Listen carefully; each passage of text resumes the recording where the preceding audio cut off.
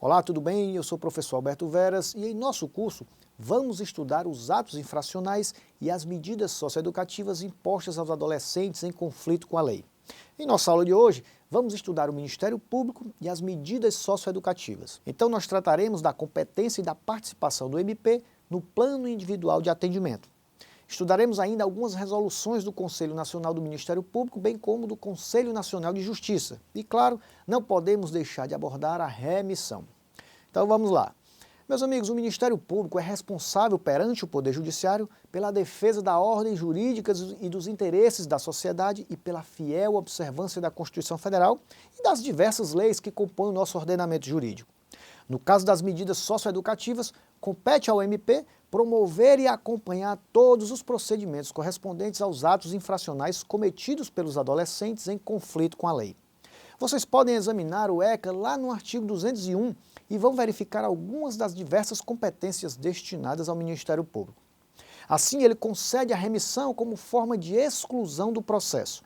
Também tem o papel de promover e acompanhar os procedimentos relativos às infrações atribuídas aos adolescentes. Pode ainda promover o inquérito civil e a ação civil pública para a proteção dos interesses individuais, difusos ou coletivos, relativos à infância e à adolescência. Outra função é a de zelar pelo efetivo respeito aos direitos e garantias legais assegurados às crianças e adolescentes, promovendo as medidas judiciais e extrajudiciais. É importante que vocês saibam que o representante do Ministério Público, no exercício das suas funções, terá livre acesso a todo local onde se encontre criança ou adolescente. Ele também participa da entrevista informal com o adolescente e ainda faz a representação perante a autoridade judiciária para que o mesmo receba a aplicação da medida socioeducativa. Ora, meus amigos, durante todo o processamento de apuração do ato infracional, o MP tem o papel de velar pela regular tramitação até a decretação da sentença e, dessa forma, a sua atuação no procedimento socioeducativo envolve a emissão de parecer, interposições de recursos, observância de prazos, sempre exercendo a sua atuação com dedicação e muita responsabilidade. Na fase da execução das medidas socioeducativas, é muito importante a manifestação do MP acerca de reavaliação ou substituição das medidas que foram interpostas aos adolescentes. E tem mais, a falta da intervenção do Ministério Público acarreta a nulidade do feito, que será declarada de ofício pelo juiz ou a requerimento de qualquer interessado.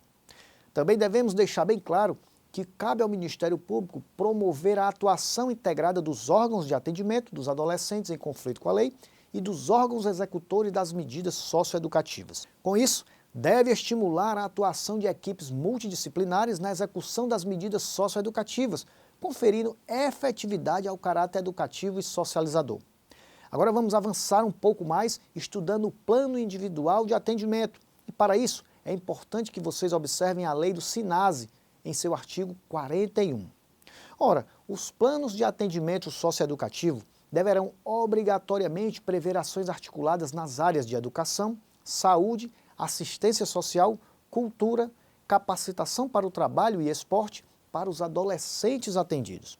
Então, a autoridade judiciária dará vistas da proposta do plano individual ao defensor e ao Ministério Público, e ambos podem requerer e o juiz da execução pode determinar de ofício a realização de qualquer avaliação ou perícia que entenderem necessárias para a complementação do plano individual. É importante que vocês tenham conhecimento ainda da resolução número 204 de 2019 do Conselho Nacional do Ministério Público. Ela dispõe sobre a uniformização das fiscalizações pelos membros do Ministério Público dos Estados e do Distrito Federal junto aos programas municipais de atendimento para a execução das medidas socioeducativas em meio aberto, aplicadas aos adolescentes em decorrência da prática de ato infracional. Com isso, os membros do Ministério Público vão acompanhar a execução das medidas socioeducativas e devem inspecionar as unidades executoras dos programas municipais e distrital de atendimento para a execução das medidas socioeducativas em meio aberto. Durante essas visitas de inspeção, as condições das unidades executoras dos programas são verificadas e deve ser emitido um relatório e enviado à Corregedoria Geral da respectiva unidade do Ministério Público. Também destacamos a resolução número 367 de 2021 do Conselho Nacional de Justiça. Ela dispõe sobre diretrizes e normas gerais para a criação da Central de Vagas no Sistema Estadual de Atendimento Socioeducativo no âmbito do Poder Judiciário. A Central de Vagas é o serviço responsável pela gestão e coordenação das vagas em unidades de internação, semiliberdade e internação provisória do Sistema Estadual de Atendimento Socioeducativo. E assim, nós também temos a participação dos membros do Ministério Público. Para finalizarmos a nossa aula de hoje, vamos estudar a remissão, que se encontra no ECA em seus artigos 126 ao 128. Ora, meus amigos, a remissão é como uma forma de exclusão do processo, seja como perdão, seja para aplicação de qualquer das medidas previstas em lei, exceto a inserção em regime de semiliberdade e de internação. Então, quando o representante do Ministério Público decide pela concessão da remissão, ele deixa de propor judicialmente a representação, mesmo com a ocorrência da prática de um ato infracional praticado pelo adolescente.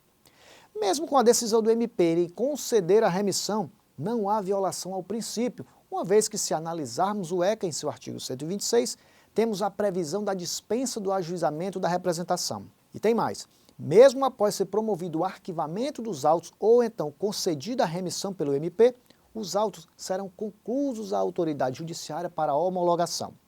Bom, meus amigos, por hoje vamos ficando por aqui e para a complementação dos estudos de vocês, a minha sugestão é a leitura do material disponibilizado em sua área do aluno, que traz maiores detalhes sobre os temas aqui abordados. Portanto, bons estudos e até a nossa próxima aula.